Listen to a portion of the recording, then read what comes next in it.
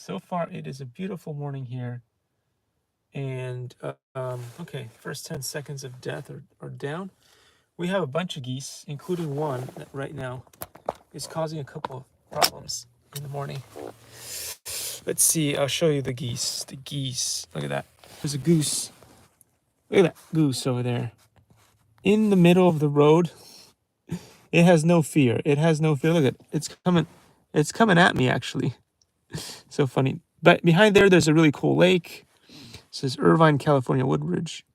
And as you can see there is there's a goose. It's not worried that some car might come and just run it over. It's just like, hey, there's no pedestrian crossing. Actually, the funny thing about Irvine birds, is that they tend to usually cross where the pedestrian crossing is. It's unbelievable. Nobody's taught them how to do that. They just do that. So anyway, that's a fun thing right there. There's a bunch of geese there. It's going to hang out with the rest of its relatives. Anyway, we're not going to go into there. I thought that would just be quite fun to show you guys some of our so-called wildlife. It's not really that wild. But yeah, that is something that is very odd about Irvine birds. A lot of them will actually cross on the sidewalk. I don't know if they think they're people. They've evolved to cross where the sidewalks are usually. And this one, I'm not sure what, maybe it's just one of the wild ones. It's a diesel. It's a diesel from what do you call that show? Thomas the Tank Engine? Yeah. It's probably one of those. It likes to jaywalk, this one. But there's a lot, again, most of the time when I see that, it's actually not, the car is running, so I can't really take recordings of stuff, but it's happened a lot. Sometimes I forget because I've got the Akaso. The Akaso, it's a great little device that shoots video front and rear of the vehicle. Really cool, Akaso. It also stops me from having to stop, when you're on the freeway. I don't know why people just, stop to check out the accidents on the side of the road. I don't know, it just slows everything down. If you have an Akaso, you can just drive by, and then when you get home, you can check out the video and see what happened. And that doesn't slow down the traffic one little bit. So anyway, lots of things to talk about today. I do have my favorite books, some of them, such as this one, like the Smithsonian. I've got this book here today. We put the other one to rest for a little while. The one about robots and intentions and all that stuff. Got a lot of stuff going on. A lot of stuff going on in the world today. But before I start reading stuff, I just wanted to briefly talk about remote ID and the latest and greatest, what do you call those things? Regulations that have been put in place. A lot of which don't start until 2023. So we're still in 2022, but not for long, right? Not for long.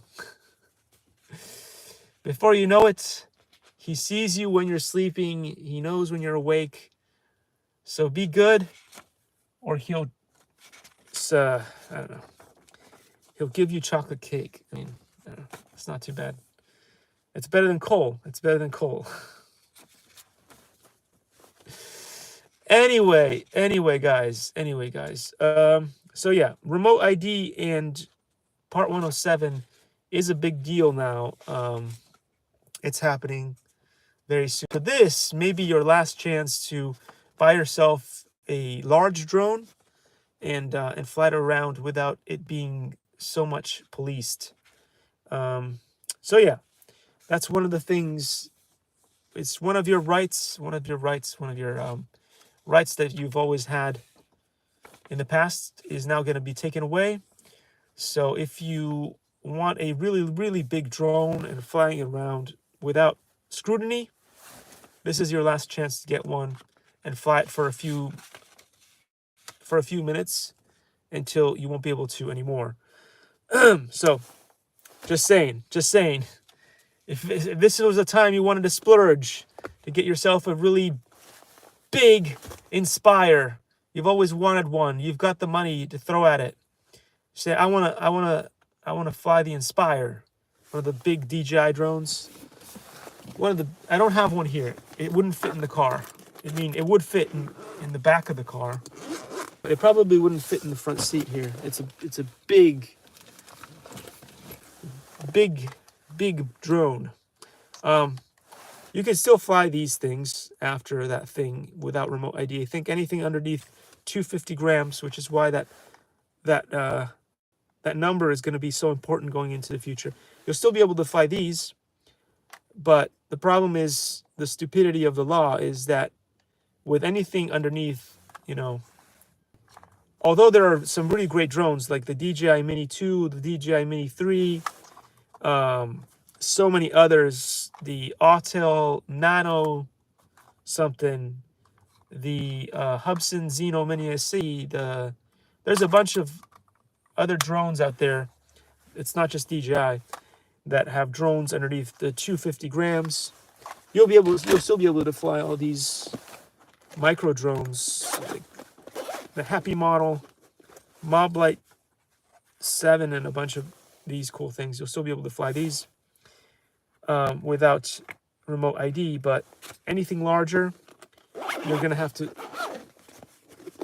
fly with remote ID going forward.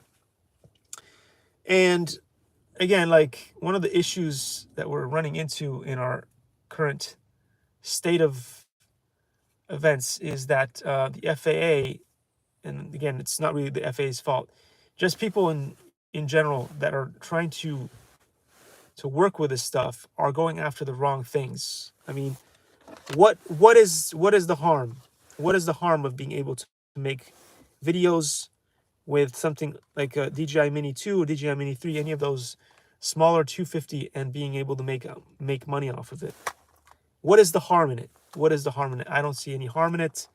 But going forward, that is another run of your rights that has been taken away. If you want to be a pilot going forward, and I was thinking about it. Maybe I could make a like a little income on the side. You know, like busy doing, you know, being a homemaker, full-time homemaker, busy with a million things, you know, helping to raise a child and stuff. So I thought maybe I could make some money off of my YouTube channel. Again, not necessarily doing roof inspection, not necessarily doing amazing photography at 10K, 10K80p or whatever. We've got 4K, 8K, and who knows? Before you know it, it's going to be 24K. Because the technology just keeps getting better and better and better. But no, all I wanted to do was just monetize my YouTube channel, and that is going to be something that is going to be impossible going into the future, because they're going to start policing this as well. So if you do not have a licensed pilot certification, this famous Part 107 thing, you probably won't be able to monetize your videos. So that's something big for reviewers, because I like to make reviews. I like to talk about stuff. I like to fly things and show people. Again, not high quality video, nothing like that. Just regular video, and then stream and maybe like do some commentary and stuff like that. That's the kind of thing that I like doing on my YouTube channel. But any of those videos will soon be demonetized, because at least if things are policed correctly, right, the law states that if you are not Part 107, you can no longer make money. You can no longer monetize the videos that you make with your drones going forward. Again, 2023 is going to be a stupid year. It's going to be a stupid year. But anyway, so in the past, you could, no matter who you were, you could, whether it was a big drone or a small drone, you could make money off of your videos. Going into the future, in 2023, you will not be able to make videos anymore. You won't be able to monetize your videos on your YouTube channel either, because anything that is being flown, if you want to make money with it, you have to have a Part 107. So that is the stupidity of the world that we're going into. again, so many things that you can say about Donald Duck being the worst and so on and so forth, like his character and blah, blah, blah, blah, blah. But he did have some things down right, which is excessive regulation is going to be a absolute crap show going forward. Excessive regulation for things that really don't matter is going to be a crap show going into the future. Just the same as being energy independent is a great idea. Whether it is through, it doesn't really matter what technology it is, but being energy independent, being everything independent as a country is a really important thing. And yes, it's great to do business with other countries. Yes, it's great, blah blah blah. But if your country itself is not independent, just like in a marriage, if two people are together, but only one of them is making money, the other person needs to suck it up to a lot of crap that they might not be up for, because again, there is dependency there. And the same thing is true about governments, right? If there's so much debt, if a country is indebted to another country, if there is so much going on between two countries, and one country is not independent energetically and not independent for food sources and all that stuff, then they can easily be swayed to do things that perhaps are nefarious, because hey, what other choice do they really have, right? They've got a debt with that country, or they are independent to that country because they need their gas, they need their food, or whatever it is, and then things go astray. But anyway, let's get back to remote ID. Remote ID is a stupid thing. It is really, really stupid. And the reason why it's stupid is practical reasons. Number one, you're asking companies to add technology to drones that is not currently available in their drones. Again, stupid. You're changing an industry that already has a lot of features already built in, such as GPS, cameras.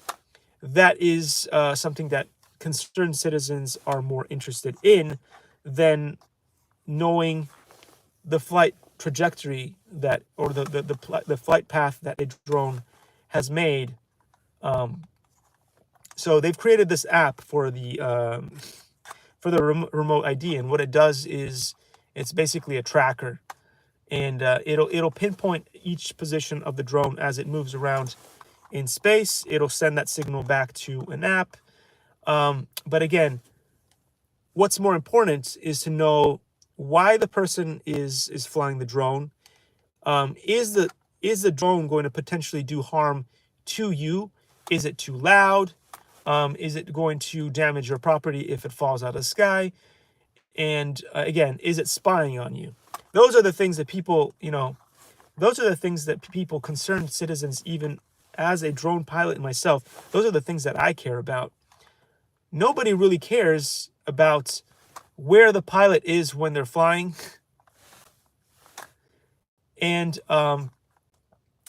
nobody cares about the flight path that their drone has taken. What you care about is that drone wearing prop guards, for instance. Like if it's a big drone, especially if it's a big drone, it's going to have big blades. Big drones, big blades, heavy. So when a big drone with big blades falls out of the sky, and it lands on a person, it could cut them, or it could land on your roof and cause some serious damage, right? So people are concerned about these things. I personally would be concerned if somebody flew like an Inspire, like one of those really, really big DJI drones over my property. I would be concerned. Why? Because if the pilot is not licensed, or at least is not really capable, and that thing falls out of the sky, it could damage a few shingles.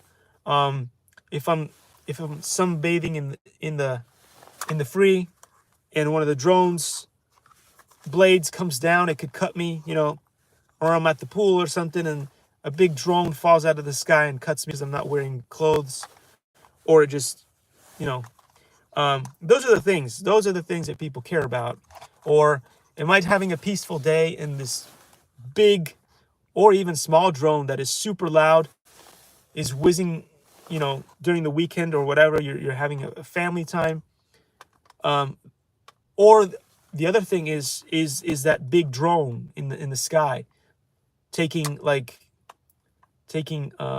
know, videos of you that could be used as blackmail for whatever reason, right?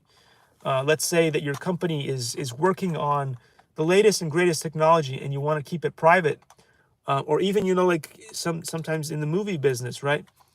You have a crew of a bunch of people working on stuff, and your latest shot in the movie, you know, like if you leak it early, then, you know, the people are not going to go to the box office to go watch it because, you know, they've already seen it. If they're already seen it, maybe they don't want to watch it in the movies or whatever. So your company loses money. Or again, you're working on the latest and greatest technology, and then you don't want that leaked because then another company could know that you're doing that thing before the other people are doing that thing, and then that could cause some issues with it. So you lose money again. So those are the reasons why. Those are the reasons why people are so worried about drones. They don't care about the flight path. The flight path that the drone is taking, or where the drone pilot is, doesn't really affect them in any way, unless they've trespassed on their property. Okay, of course, like, you know, if the drone pilot jumps over a fence and gets onto your property and then is flying their drone from inside your property, you might be worried about that. But remote ID, the purpose of the FAA did not come up with remote ID because of that. They don't care about that at all. In fact, their whole remote ID thing is you have to be pretty close to the pilot and the drone in order for you to be able to pick up the signal. And so that really doesn't do a whole lot.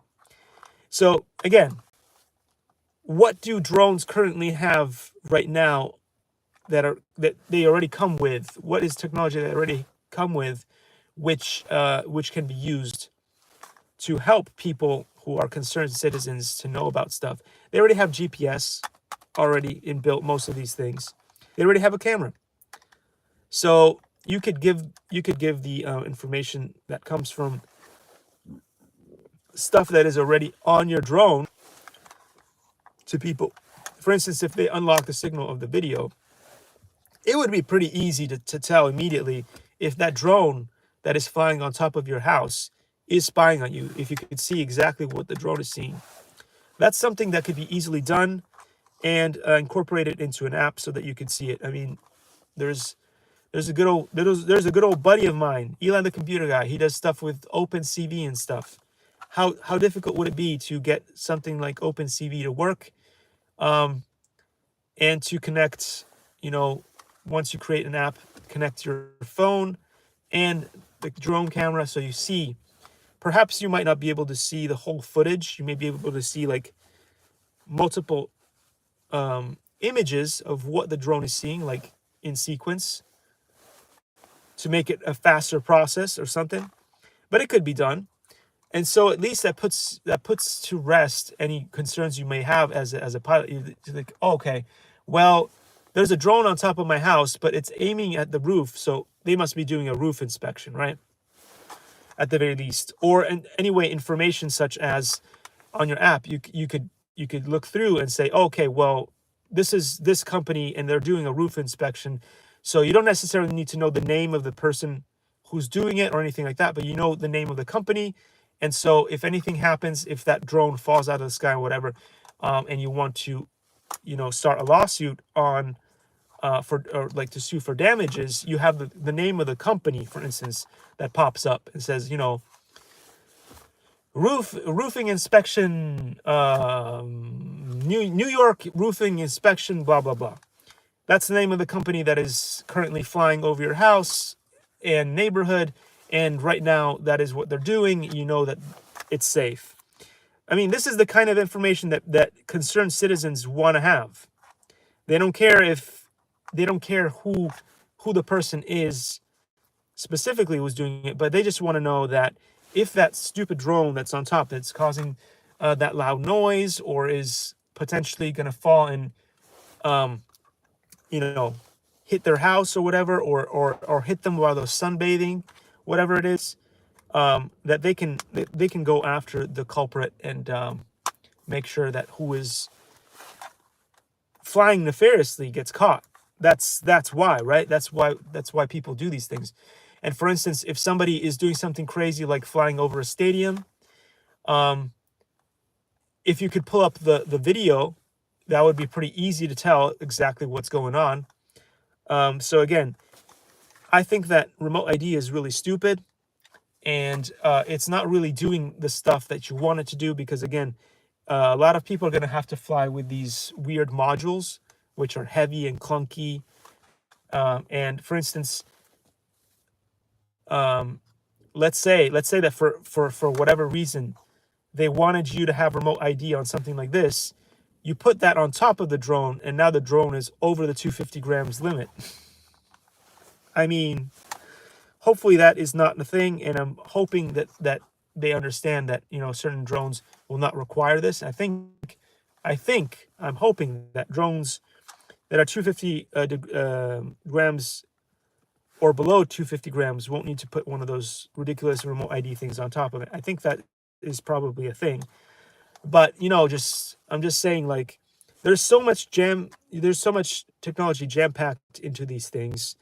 And the fact that the FAA is asking you to do something different. So this is going to cause some big issues to the companies themselves as well. Because they have to now, let's say, you know, it's just like aftermarket products, right? Let's say that Toyota all of a sudden had issues with a certain company. Of course, it's not going to be the FAA, but all of a sudden there's a new requirement saying that moving forward, every Toyota needs to have a special tracking device that goes on top of your vehicle or something like that. And that thing is so heavy that it changes the performance of the vehicle and stuff like that. You also have to think about the fact that now this extra thing has to be put on your car is going to be an expense, right? And where's this expense going? Well, of course, the expense is going to go down into the price of your vehicle. So now every time that you want to buy a Toyota, because this new thing they're forcing the Toyota to put in their car, of course, the consumer is going to be paying for that extra thing. So basically, your DJI drones that maybe costed something now are going to be more expensive, because now the company has to bring that cost of remote ID to you, the user. So again, how much are these people causing issues that really we don't need to worry about by trying to enforce something that doesn't really matter? And again, yes, there are things that as a concerned citizens we care about, which is, number one, is the drone being used to spy on us? And if we had access to video signal from the drone, we would be able to tell for ourselves whether that drone is just doing, like, you know, just flying around your park, just having a good time, maybe just showing footage, you know, of you know, the person's own family or whatever. It should be pretty clear, right? Anyway, so I mean, I don't know. So those are the things that we care about. We care about, is the drone spying on us? Is the drone going to hurt us? Does it have prop guards or not? Is it super heavy? Does the pilot know what they're doing? Are they drunk? Like, for me is, as a concerned citizen, I would be more concerned if to know if the pilot is drunk or not, for instance. That's more valuable information than their flight path. Is that pilot that's flying the drone drunk or not? You know, like what are we going after? Like, are we going after the things that matter or not? And so with all these new rules that are coming up, for instance, as I said before, what is the harm in people flying little drones like this and like this? Why are we going after these people and saying, no, you can't make money unless you're a licensed pilot? Why are we doing that? Is it is it really a bother to anybody if people with tiny drones like this are making a couple bucks off the side, off of their YouTube channel, or again, why? There's a lot of people that are using mini drones like this because the quality of the camera is good enough for a roofing inspection, for instance. Why are you stopping people who have mini drones like these doing roofing inspections? Why? Why are you forcing them to take a course when, for instance, they've been doing it for like maybe they've been flying their drones and doing roofing inspections for the last 5-10 years using devices such as these, and all of a sudden you're cutting them off. Why? I don't know. I think it's just stupid. I think it's just incredibly stupid. But again, my ideas, my thoughts are usually quite unpopular. So, well, that was my rant. That was my rant about that stuff. Now let's get into some book reading, because that is one of the things that I really care about. But I had to make this rant. I had to make this rant about flying and stuff, because I also care about that. I feel like a lot of people's liberties are being taken away for the wrong reasons, and again, for impractical reasons. And I think that a lot of things are going to be a disaster going forward with excessive regulation, and you'll see it. You'll see it. A lot of people are going to get rear-ended over stuff, and it's just going to be sad to look at. So anyway, going into the future, let's talk about cutting mats. So when cutting through thin plastic or cardboard with a utility knife, always make sure you use a cutting mat underneath to protect your work surface. So again, I don't use one of these. Kitchen tile is perfectly fine for me. But for most people, it's probably better to have one of those. And be careful with your cutting tools. So then there's a thing called a bradawl. It's best to use a bradawl with soft grip handle. The sharp point of a bradawl can make holes in plastic or thin wood. It can also be used to make a small pilot hole to guide you as you begin drilling. So I don't use a bradawl. That's why I can't really pronounce it properly. Never heard of that tool before. Didn't even know it was a thing. Sandpaper, however, is a thing, and it's very useful. Sandpaper comes in a variety of grain sizes, and sandpaper, we have used sandpaper to smooth down rough edges and also to scrape the coating of enameled copper wires. So sandpaper can be really useful. I use it in a lot of my projects, especially 3D printing, because sometimes the prints that come off the build aren't perfect, and so sometimes you're going to have to remove a couple of edges and things and mistakes that the printer makes. Not usually as useful or as needed for resin printing, but for plastic printing, it is used a lot. Markers or pencils. Most projects involve making marks as a guide for cutting or drilling, so it is a good idea to keep a marker and pencil in your toolbox.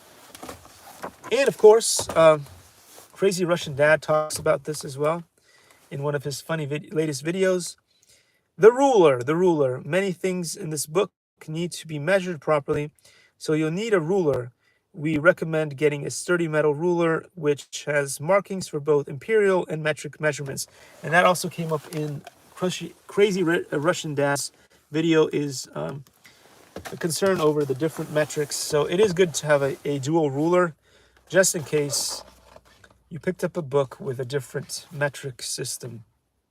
Anyway. Make sure the teeth on the blade are facing forward. So there's a hacksaw. We always talk about junior hacksaws. They come in very handy if you're like cutting through wood and stuff like that. So use a junior hacksaw to cut through small pieces of wood and plastic pipe. Different types of blades are used for different materials, so make sure you choose the correct type. This is quite the standard hacksaw with a standard teeth or thing. This is kind of like what I have. This is way more heavy duty than what I have. This has a really nice grip handle and stuff on it. The one that I have is not quite so cool. Wire strippers. Some wires are coated in a layer of plastic insulation or to prevent, mostly rubber, isn't it? Because plastic wouldn't. So I don't know about that. Plastic. I would say rubber. Electricity from flowing where it shouldn't. So wire strippers are used to expose the metal part of the wire so that it can be connected to a circuit. Now, we use this all the time in FPV drone builds and all kinds of other Raspberry Pi or Arduino projects where you have to connect a bunch of wires together. Sometimes you'll have to use soldering. Sometimes you'll have to use a breadboard, which is one of those boards with a bunch of holes in it and a bunch of letters and numbers on it to help you figure out where you should stick in the little wires and stuff. But anyway, wire strippers, very useful. Drill, the drill. A drill uses drill bits to make holes. Drill bits come in many different sizes and different kinds are used for making holes in specific materials. Ask an adult to help you choose the right drill bits and to help you drill safely. These drill bits are designed to make holes in wood. They can also make holes in soft plastic, but I don't recommend it. Okay, here, let me show you. These are the drill bits it's talking about. But be very, very careful with these drill bits. Why? If you're going to go through plastic, a lot of the time what happens is you'll do something wrong, the plastic will melt, and then it will create a coating on top of the drill bits that is very hard to get rid of. So you'll end up, making disgusting things happen and possibly ruin your drill bit. So I can't recommend you guys use the drill bits with plastic, but I can recommend you use it with wood because that's what it's truly for. So yeah, be careful with plastic. Wire cutters. In order to prepare wires that need to be connected to a circuit, you will need to use wire cutters to cut the wires to the correct length. Wire cutters can also be used to cut thin pieces of wood. Sometimes you can use wire cutters such as these very gently to strip wires. So again, it becomes more of a precision game if you're going to do it manually like that. But anyway, pliers. Let's get into pliers. You can use pliers to bend the ends of connecting wires and legs of components or to shape thick wire. The most useful type of pliers for the projects in this book are needle nose pliers. Always grip the handle firmly when using pliers. Here are some pliers for you. They can be quite useful. It looks like the middle of the pliers here can be used to cut stuff too, so that's kind of interesting. Then there's the third hand tool. This is something that I probably should get eventually, but I haven't really had to use it much for the build that I use, but it's extremely important. A lot of times if you're doing soldering, you need a third hand or a fourth hand, and this is something that can help you a lot because trying to keep things together can be a bit of an issue. You're trying to just hold two wires together or two bits of technology together so that you can create a nice metal connection between them. And yeah, if it's moving around, you won't get a very nice finish to it. So anyway, the third hand tool. This is a tool that, this tool is just what it says it is, a third hand. It can hold components for you, leaving your hands free to solder. Some even have magnifying glasses to help you see the small solder joints more clearly. So this is a very basic one, but you can buy more complicated ones with magnifying glass, as they said before. So then it says, try to buy solder that doesn't have lead in it. Although they say that, a lot of other people are saying that the ones that do not have lead in it do not do a very good job of soldering. So I don't know. I don't know what's best. I think the ones that I've always used are the ones that don't have lead in it, because they're the ones that come stock with the soldering irons. And from what I've seen, they don't do a very good job. So maybe there's something to it. Maybe there's something to it. Again, most soldering kits will come with leadless solder. And in my experience, this it's also because of my very poor technique, sure. But at the same time, I feel like they don't do a very good job of soldering things together. Perhaps they burn at a different temperature or whatever it is. I've tried with different soldering irons, but anyway, my experience is that these leadless ones have not been doing a very amazing job. So a soldering iron is used to heat up and melt solder. Solder is an alloy, a mixture of metals that can be used to join wires and electronic components to make circuits. So one of the things that annoys me about these soldering metals is they don't burn, not burn, they don't melt in a very stable kind of way. And so that makes soldering quite difficult, in my opinion. They melt, but then it almost feels like it's kind of unexpected, because you kind of like put your soldering iron to it, even at slightly warmer temperatures, of course, improve this. But generally speaking, you just put your soldering on it.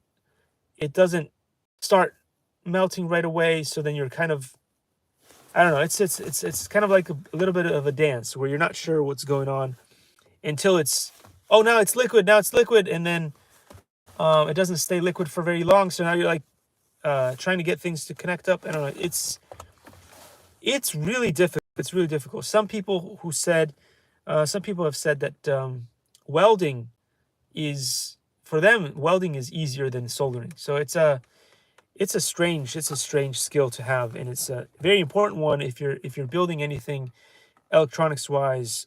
So you're gonna have to work on it. Then it says the red measuring lead determines the positive charge, and the black measuring lead determines the negative charge.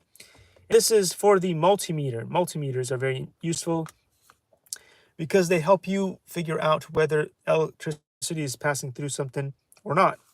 So a multimeter is a tool that is used to test circuits and batteries and to check that components are working. Keep the dial in the off position when you are not using the multimeter to conserve the battery. The long wires connect the measuring leads to the multimeter. So I'm going to show you what a multimeter looks like. Here it is. It is this thing. You've seen it on the channel at one point. I did an unboxing for one of these. I haven't used it since because I rarely get down to doing fun projects, as I would love to do more fun projects, but I rarely get down to do any Arduino or Raspberry Pi projects. I usually offload this kind of stuff to my friend Steve because he's the expert in it. And so on occasions when we get to meet together, sometimes we'll do live stream together. It doesn't happen very often because it's just hard to coordinate our schedules. I'm pretty much busy all the time. So my schedule is like, I've spoken to some people, they were like, dude, do you ever get time off to do anything? And the answer is no, because I'm usually going from one thing to another, or I'm just diving into my YouTube projects. So yeah, my time off is my live stream time, if you think about it. Actually it is my free time, because I'll do like live streams with me flying drones in real life or on the simulator, or I'll do live streams like this. Is usually my downtime.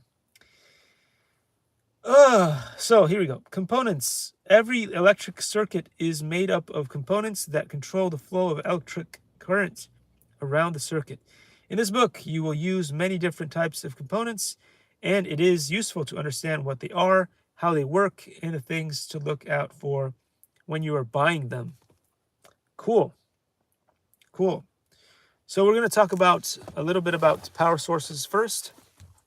Power sources. Power sources. The most common way to power a circuit is with a battery. Inside a battery, chemicals reactions produce electrons and generate electromotive force, which pushes the electrons around the circuit. See circuits on page 30 and 31. We also use solar panels in one project to provide electromotive force. The unit of measure of a whoa. The unit of measure of electromotive force is the volt. So basically talking about batteries and volts. And if you want more information on all this stuff, just get a chemistry book. They usually go through these batteries. It's one of the things that I did do in school. Unfortunately, I didn't get to do any physics classes at all. I think I would have done pretty well in physics. But my dad was worked in the big pharma and stuff.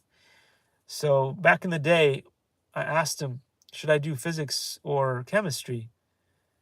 Again, my dad knew that my math skills were horrible, but for some reason he thought that I should do chemistry again. And then I thought, like my dad did chemistry, maybe I'd be good at it.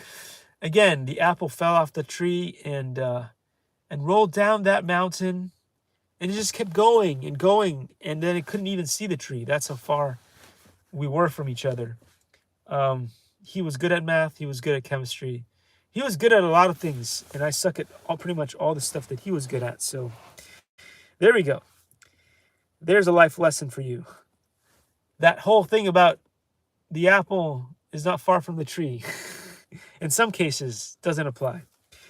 So anyway, so it says this is a positive end of the battery, and this is the negative. So if you've been on planet Earth long enough, you've seen one of these. I hope you've seen one of these, and you may not have seen one of these. These are not very commonly used anymore. They were used a lot back in the day. In fact, I had RC cars that looked like Jeeps, but like monster trucks, Jeeps without. Back in the day, the ones that I had were so low end. I got them from like Radio Shack. They didn't even have suspensions on them, and yet they were so fun to play with. Anyway, not really nostalgic about those days, because the things that you can buy today at that price are amazing with suspension, with oil shocks and stuff. So not planning to go back to those days, but I'm just saying this is a battery that you won't see much these days. They're not really popular or used much in technology. This, sometimes you'll find the occasional remote control that uses these, but again, not so popular. And these, the AA batteries or the AAA batteries, have the positive on this side and the negative on the other side that you can't see. They tend to be the most widely,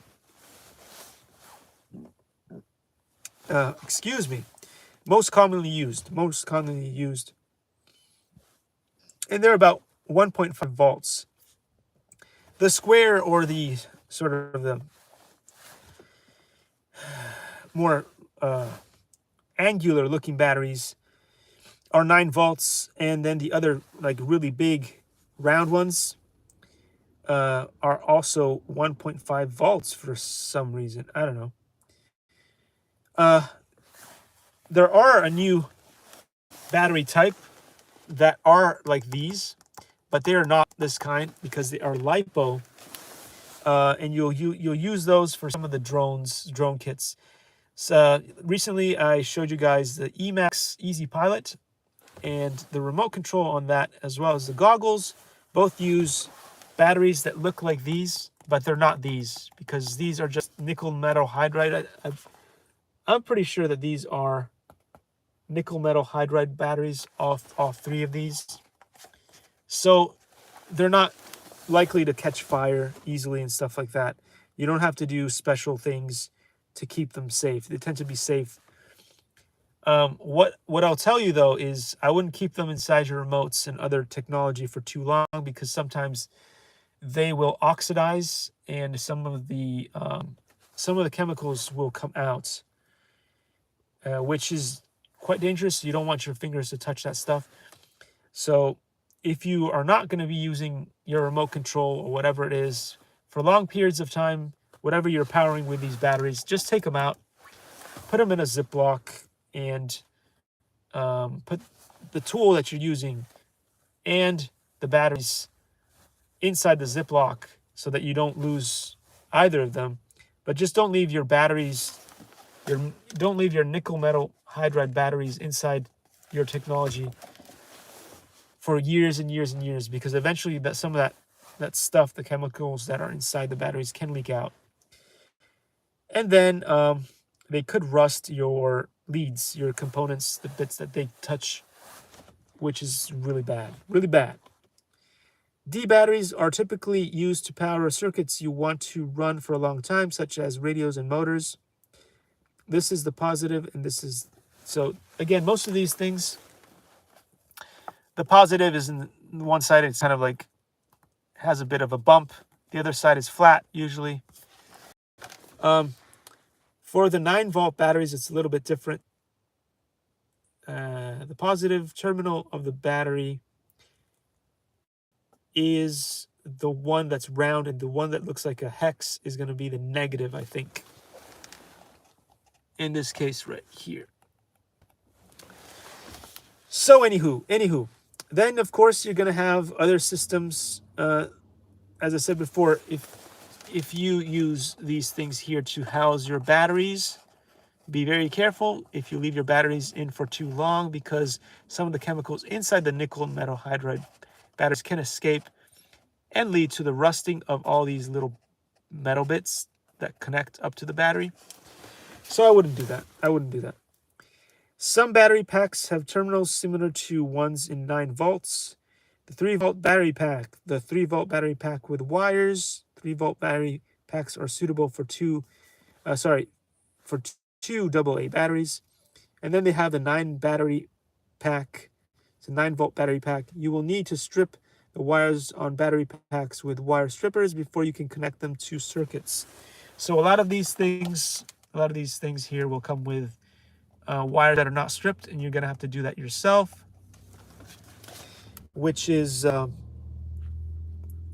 normal. But there are a lot of kits these days that they give you already tinted, so already pre-soldered is what I mean.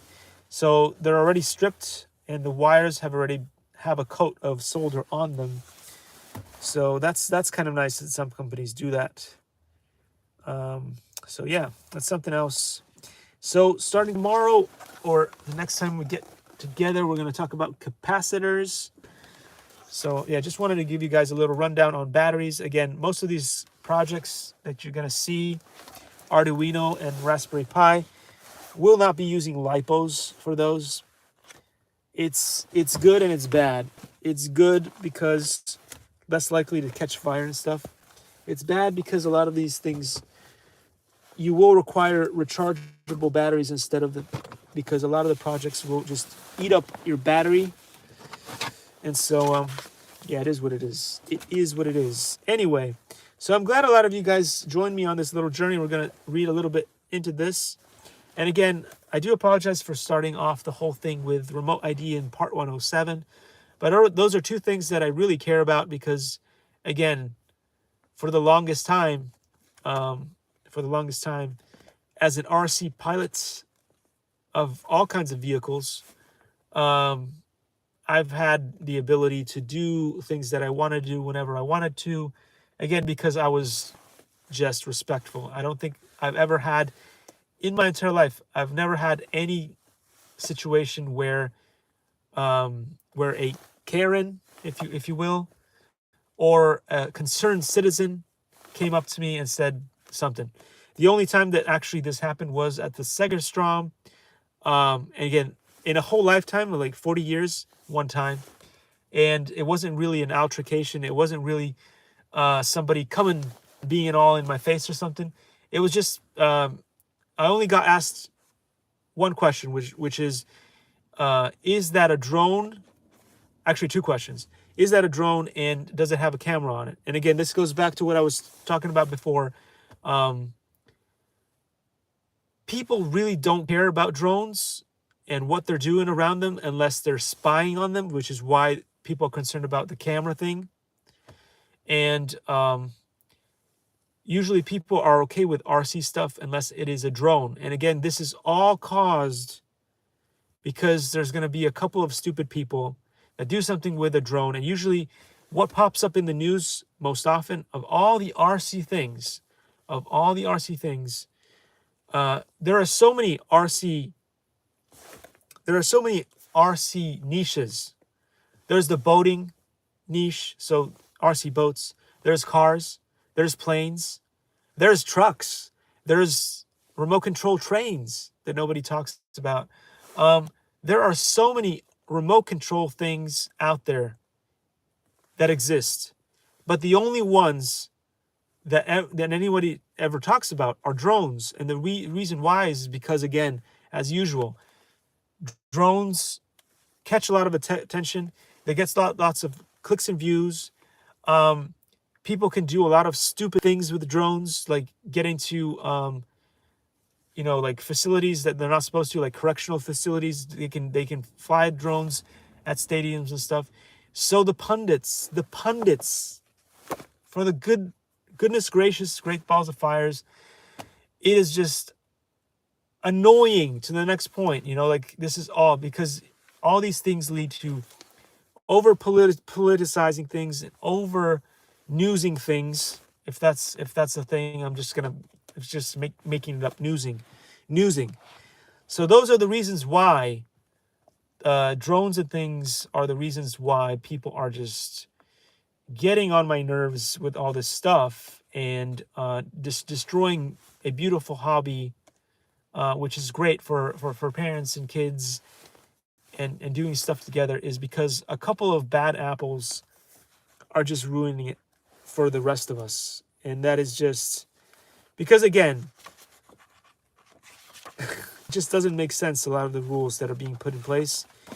And especially the way that they're going to be enforced is going to be a complete crap show.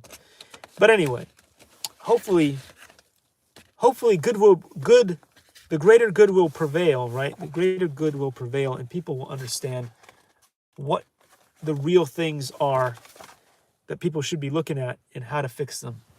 So anyway, let's get into this thing. I think we arrived at 5-finger marking on a Japanese soldier's helmet. So we're going to talk about Yenkai-san today. Yenkai-san, great guy.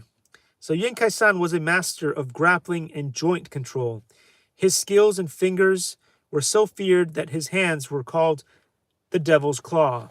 Hey, Santa Claus. No, just kidding. We could not escape from his grasp. Even though one witness, Dr. Mack, described Yenkai-san as a man of few words, she never forgot how Yenkai-san jabbed 5 fingers into a Japanese soldier's helmet and left 5 deep indentations in it. In other instance, Yenkai-san jabbed his finger into a brick wall and pulled a brick out in front of a group of people. So back in the day when people were real martial artists and their life depended on their ability to fight, people would actually do proper iron palm and finger training. For instance, my friend Charles is unbelievable. I'm not saying that he could do the same thing that Yenkai-san could do, but he's poked holes like in metal, the cheap metal stuff easily. He could do that. I think that at one point he put some holes in a pan, which is relatively hard to do. Like, if I did that, I would either break my fingers or I would probably chicken out at some point. I mean, I can hit a steering wheel with a decent amount of force, so you can hear that. But I'm not gonna go and hit a brick wall. I'm just not. Just not gonna do it. Not gonna do it. But you know, you have to practice the jabbing. I think he has like metal balls that he puts inside a bucket, and he goes. I mean, I couldn't do it. I'm a weakling. I'm a weakling. I couldn't do it. So anyway, a lot of the things that you guys see and learn about martial arts are no longer really applicable today. Like you will see a lot of the snake forms where you like aim your fingers at people and stuff like that. And let's face it, unless you are really, really agile and accurate like a snake and you're aiming this kind of thing in the person's eyes, this is not really that useful unless you've done some kind of training. Because most likely, if you miss, you will hit a brick wall when you're going after somebody, or something as stupid as you hit somebody in the skull, in like a or on their shoulder, or like on a basically on a bone somewhere in their body, and instead of winning the fight, you end up with broken fingers. So a lot of the things that are taught in different martial arts are basically useless to you unless you go through the iron training that is required in order for them to be useful in any way, right? This can seem threatening if you've got your iron fingers training down, and it's completely unthreatening if you do this to somebody, because they're like, really though? If you hit that plastic thing over there, it's not rubber. You're gonna break your fingers or something. So anyway, Yankai-san defeats Master Yu. Master Yu was a fierce fighter from northern China that had defeated many top fighters while traveling down to South China. To protect his reputation, his full name was never disclosed. Master Yu was known for his skillful kicks and was renowned for his ability to kick a bag of rice weighing 200 pounds over 3 feet away. So he would hit this 200 plus pounds of rice bag over 3 feet away. It's quite impressive. Quite impressive indeed. Again, that's something that my friend Charles the Great could do easily. He's in some of the videos here on the channel. I'm not sure that anybody sees those, but he does exist. I don't know. There's one video that we did together, and you're thinking like it's a punching bag and we're just hitting this thing. But that's probably the only successful video on this YouTube channel today. I think it's probably the one that's got most views and stuff. And the reason why that is I think for a very short time, when my Amazon account was actually working, because now I'm locked out of that. I'm locked out of my LinkedIn. I'm locked out of my LinkedIn account. I'm locked out of my Twitter account. I'm locked out of my Amazon for reviews. I can still go in. So Amazon loves me spending money on them, but I can't review anything. So so a lot of those things I'm just locked out of. And you know, like I'm not even Kanye West. I'm not even Kanye West level.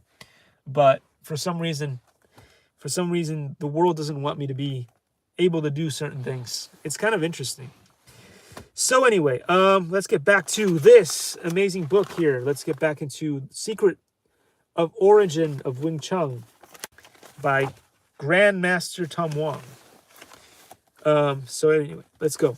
After defeating many challengers, he attracted many students, and his feats inspired many kung fu operas and martial arts movies.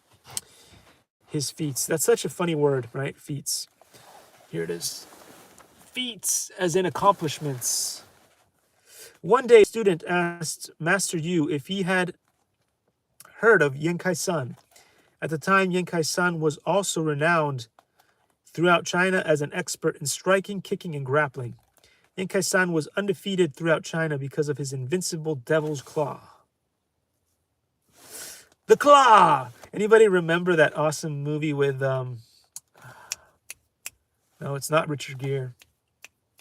It's a really funny Canadian that they never want to give They never want to give him an Oscar for some reason. I don't know. Anyway, a really cool guy. Master Yu was irritated and made a huge ruckus as he made his way to Yenkai-san's house. He went into Yenkai-san's house and challenged Yenkai-san in his living room.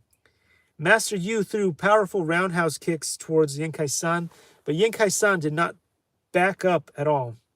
Instead, he met him with a white crane, searching for the wolf, and he swept his opponent's rear leg while using his fingers to push Master Yu big head back. Wow, so he did a Cobra Kai, sweep the leg, sweep the leg. This caused Master Yu to reel backwards, fall, and slide across the floor. We've got a really cool picture here in anime format. Check out some of this cool. Look at that. Anime. We've got anime in here. Love it. Drawing of Yenkai-san using white crane searching for the wolf to drop Master Yu. Master Yu got up and did not give up. He impetuously charged forward with his double tiger claw, but Yenkai-san countered with a triple palm strike. Yenkai-san then trapped and pinned Yu's hands while applying a pincer hand to Mr. Yu's throat. Finally, Master Yu gave up, bowed, and said, "I have traveled a long way, but never believed I would meet such a great fighter in a small town." It's quite impressive, quite impressive. So Yenkai-san applying his pincer hand to Master Yu's throat is in this picture here. Whoa! I almost lost the book. Almost lost the book. Yenkai-san had surprised Master Yu by intercepting all of Master Yu's kicks, deceptively using the flapping wing double palm. I don't know, is it flapping wing or floppy wing? I don't know. Strikes and utilizing the finger pincer technique to attack Master Yu's throat. Yeah, well, I mean, if somebody can stick his fingers through a brick and then pull it out like that, or hit somebody's helmet and actually put finger dents in it, then for sure, if they have their thing right here at your throat, you should probably tap out. I mean, I would. I don't know about you guys. I would. Yenkai-san's 6.5-point staff public death duel. Yenkai-san followed Taoist principles and applied fine-tuned sensitivity and tight attacking energy in both empty-handed and weapon combat. He viewed weapons as an extension of his hands and had excellent staff fighting skills. Famous Foshan writer and historian Wu Shuji. I'm going to show you guys the name because there, it's right here. Wu Shuji. And many other witnesses documented Yenkai-san's famous public staff death duels against a monk that was nicknamed the Staff King from the Shanxi province that practiced northern Shaolin-style kung fu. This was one the public death duels that made. Sorry, I'm just not reading this right. This was one the okay. There's an actual grammatical mistake, so this is not my dyslexia going. Right here in this part of the book, it says this was one the public. You can see that. So I guess this was one of the public death duels that made Yenkai-san renowned throughout Foshan. During a well-known public tournament of staff dueling at Mansao Kung, the famous Shaolin Master Staff King used a staff to attack Yenkai-san with a powerful angular overhead strike. After Yenkai-san responded with his staff, a clear crack sound rang out, and the Shaolin Master dropped his staff. Yenkai-san placed the tip of his staff at the Shaolin Master's throat, but spared his opponent's life. Excuse me. Similar results occurred when Yenkai-san fought two other famous local masters. After a lot of cajoling from Wu Shuji, Yenkai-san slightly relented regarding the publication of his martial arts exploits. So let me show you this fun drawing here in anime style. Pretty cool, like right here. Look at that. Looks like somebody's staff flew through the air and somebody gave up. So drawing of Yenkai-san defeating the Northern Shaolin staff master. However, Yenkai-san insisted that those exploits not to be linked to him. Therefore, Ushuji wrote about and attributed to some of his Yenkai-san's exploits to another master with Yenkai-san's approval. So a lot of these top masters would never be like fighting in the MMA and whatever, simply because they don't want to be renowned for having superhuman skills. They didn't want to be famous in any way. Fame came because of the feats or their accomplishments, but they did not want to be in the public eye. So that is something, that's very important, especially in modern days. Some people are really about their personal, not personal freedom, but personal privacy. They do not want to be in the public eye. And so therefore they try their best to not show who they are and will not claim that they did something, even if it is incredibly inspiring. So according to my teacher, Sifu Samnung, Yenkei-san, physical strength and dexterity was extraordinary when he was younger. He could pick me off the floor and throw me across the room with just one hand and one leg. His kicks were snappy and lightning fast too. And I can attest to this, not attest to Yenkai-san, but I can attest to having been in the presence of, I want to make sure I say his name correctly, Grandmaster Tom Wong, and I have seen him sparring with his students and stuff, the speed of his kicks. Again, this is somebody who is in his later years, yet his skill is still so refined. It is just unbelievable. And the same, of course, can be said of my friend Charles, with which we have sparred a lot. And recently we have not sparred as much because he probably got worried. Because there was one time when I walked into one of his punches and I said that what the experience was like was feeling your skull bend a little bit. That's how I felt. My skull bent a little bit. But most importantly, you feel your brain shaking within that, and that is something impressive. It is just the way the technique works, which is a little bit different from being hit by a karate guy or smacked by a boxer. So anyway, techniques that, if applied correctly and within safety, again, things are going to be fine.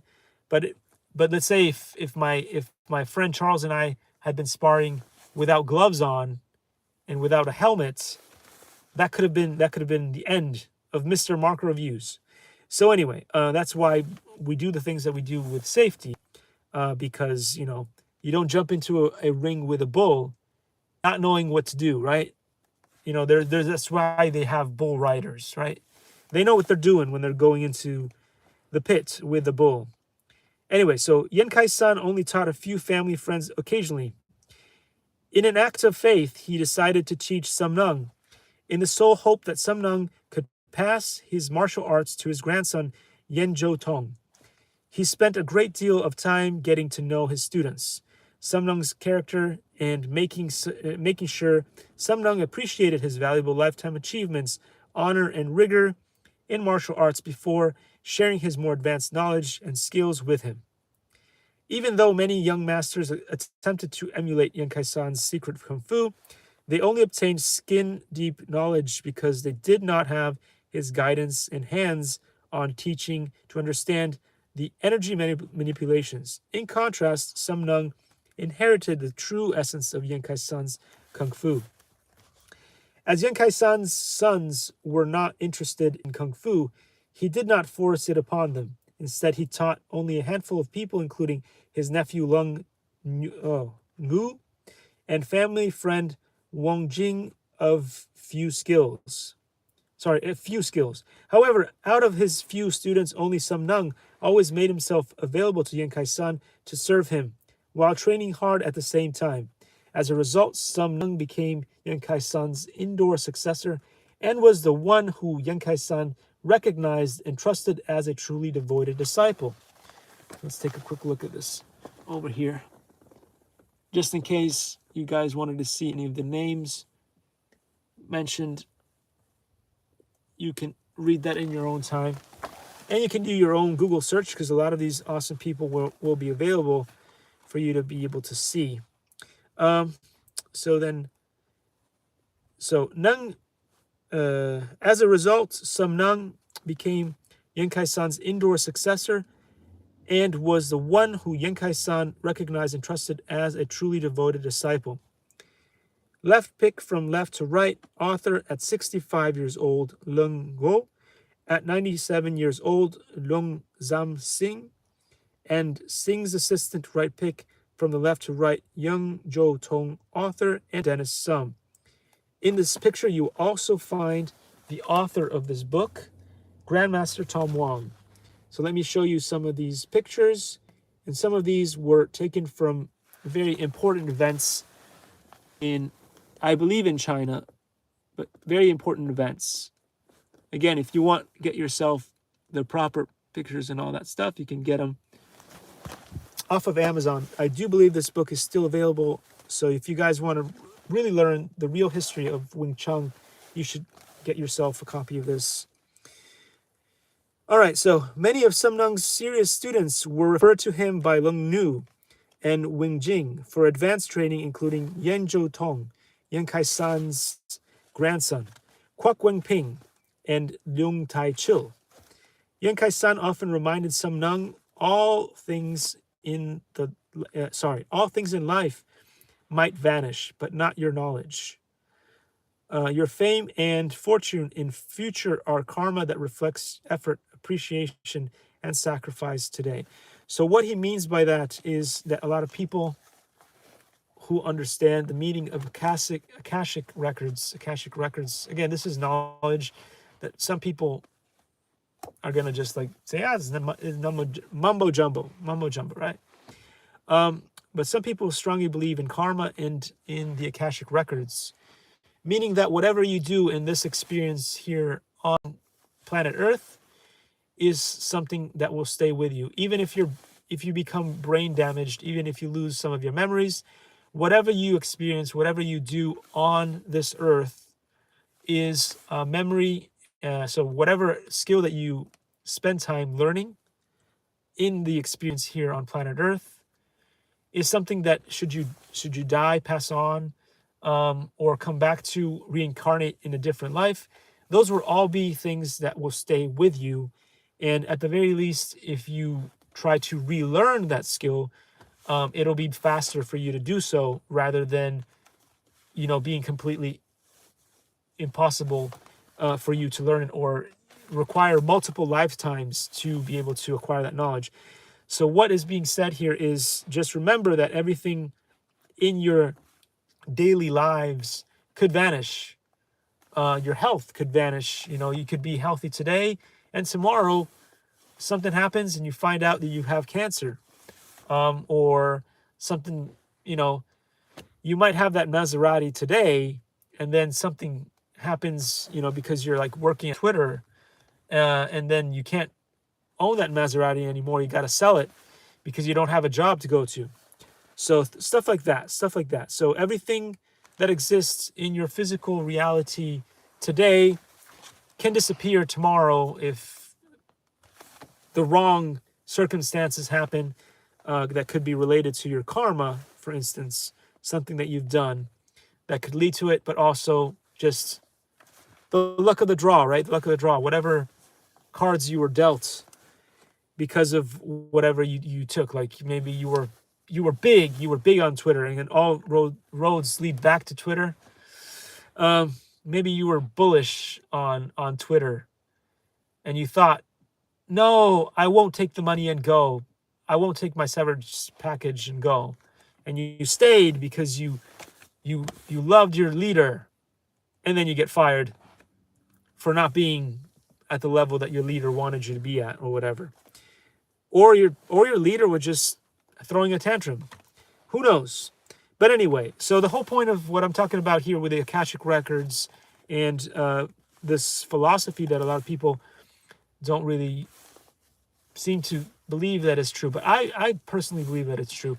Everything that you do on planet Earth today, whether it's learning a sport like playing soccer, or learning to fly a drone, or learning to cook something fun, is something that should stay with you and will at least be reflected in the Akashic Records.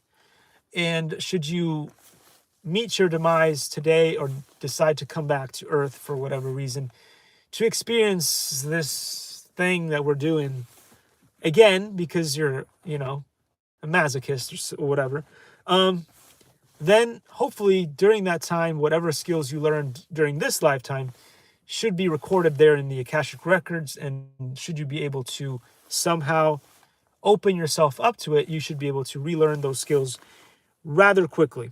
So that's what he's alluding to in this bit. Samnung's beginnings. Samnung was born in Peru in 1926 to a Peruvian mother and Chinese father. When Samnung was 5 years old, he went to China to visit relatives with his grandmother.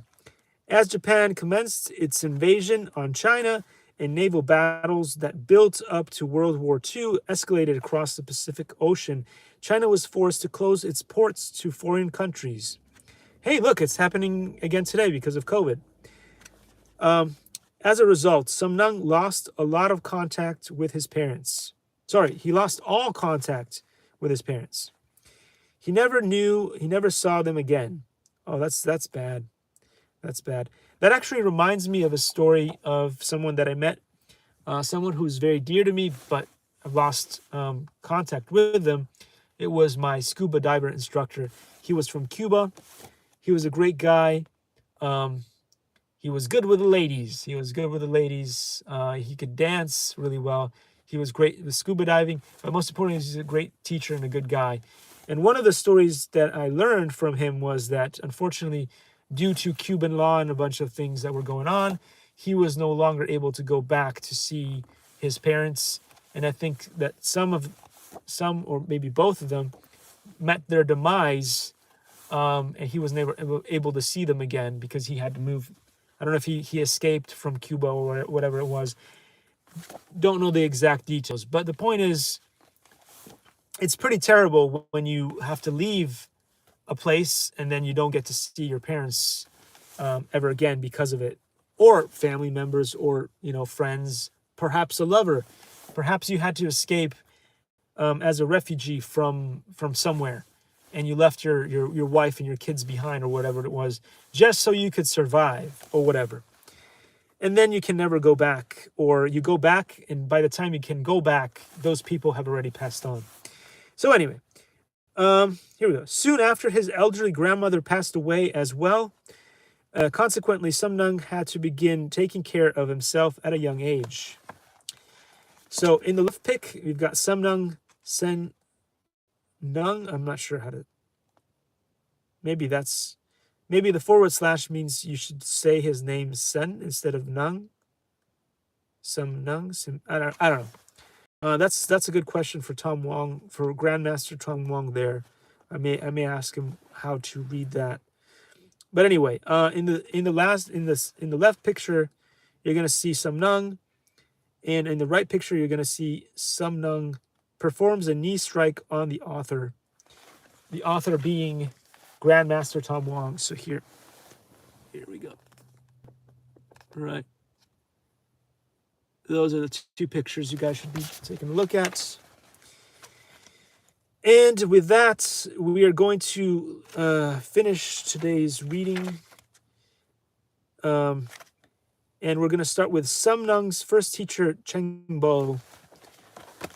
Starting next time, we're going to start with him and find out what that was all about.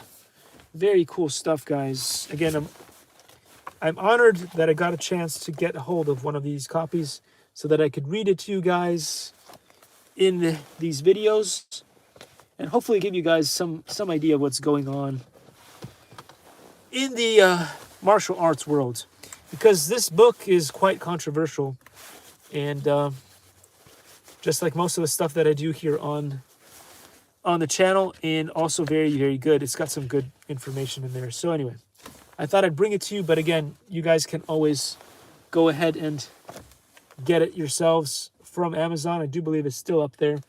So do take a quick look at that. Again, Secret Origin of Wing Chun. All right, so here's going to be my plug. This is the point. This is the part where everybody leaves the channel, because have you ever been to Vegas or any of those sort of attractions and stuff, where you have these people on the road, and this happens all the time. So they're like entertainers, and what they do is they'll do a whole bunch of things. They'll rile up a crowd. People will come and watch. And the second they start asking for money, everybody runs. Everybody runs. The second they stop, the second there for a little plug, that's when they run. And I remember watching this really good drummer, in Vegas, I think it was. And I think I was. Not only was I there, but I was also like clapping. I was one of the early people. He hadn't started his show yet. I was one of the early people. So I did a lot of clapping, which probably helped bring more attention to this guy. But I remember the part where everybody was clapping stuff. But the second he pulls out his little hat and goes, "Anybody want to drop a couple of cents here?" Everybody was running. Everybody was running. Anyway, that always ties back to, should you be an artist? And my answer to that is always going to be no. Don't be an artist, because everybody loves to be entertained, but nobody wants to pay for it. Nobody wants to pay for it. Everybody wants to be entertained. Nobody wants to pay for it. So that's why I'm going to do my plug here for fun, because I know I'm not going to get paid for it. But anyway, Hey Elon, before we end this live, I'm gonna say, hey Elon, please Elon, you brought back scumbags, all kinds of scumbags back to your platform. Can I get my account back? Can I get my account back? Maybe if I can get my Twitter account back, I can get my I can use that Twitter account to reinstate my LinkedIn account. I have like 500 people plus connections on my LinkedIn account, but I can't sign in again. Anyway, just saying. So, if again you guys don't know who I am, of course you don't know who I am. Anyway, I like to make funny things, such as RC car shells for RC stuff like this. And occasionally I will sell one of these on my CG Trader account. Hey, did you know that there's a PayPal button as well? On YouTube, there is now a PayPal button on YouTube on which you can support the channel with which you can support the channel. Anyway, I'll do a video on that too. So anyway, imagine that. I created these things like this. These are pretty cool. So the idea is, if you have a 3D printer and you want to change out your RC car shell, for whatever reason, you could do a bunch of these. Maybe create it as a gift for Christmas. Give something to somebody that give something to somebody that is original, that nobody else has. It could be a Toyota or it could be a Honda. I should make some Fords. Some Fords would be pretty popular too. But anyway, the idea was to have all kinds of really cool things. Ferraris, Toyaris. Big shout out to Top Gear. Memory and stuff. It's just going away. So anyway, if you want any of these cool 3D printable models, you could buy them off of CG Trader. But again, if you are willing to do something for me, nobody's ever willing to do anything for me. But if you were willing to do something for me, I could send you some of these 3D printable cool things. And again, this is cool. Like, for instance, this here is what I like to call the Belinda Award. It is amazing. It's really cool. Who wants an Oscar anymore? You could get a Belinda Award. Maybe one of your friends is an amazing actor or actress. I guess everybody's an actor these days. I don't know what that's all about. Maybe they're really, really amazing actors or actresses, and they never get an Oscar. You could 3D print them a Belinda. Just saying. Just saying, my friends. Anyway, look at this. The light is perfect. Look how cool you can see all the details. I spent ages creating this model. Ages and ages and ages and ages and ages. Anyway, if you want to help the channel, you guys could just let me know. If you want to collaborate with the channel, you can let me know. Maybe you're creating something amazing that is done with the Raspberry Pi or the Arduino or whatever. You want to do something cool with us, with a channel, just let us know. We have, again, I keep promoting Steve's stuff. On the bottom of this video, you'll find Steve's stuff. Nobody's ever responded to the comments on there either. I don't know what's going on with that. So anyway, with this really cool, amazing thing, I'm gonna say, I'll see you guys in real flight. Take care, guys.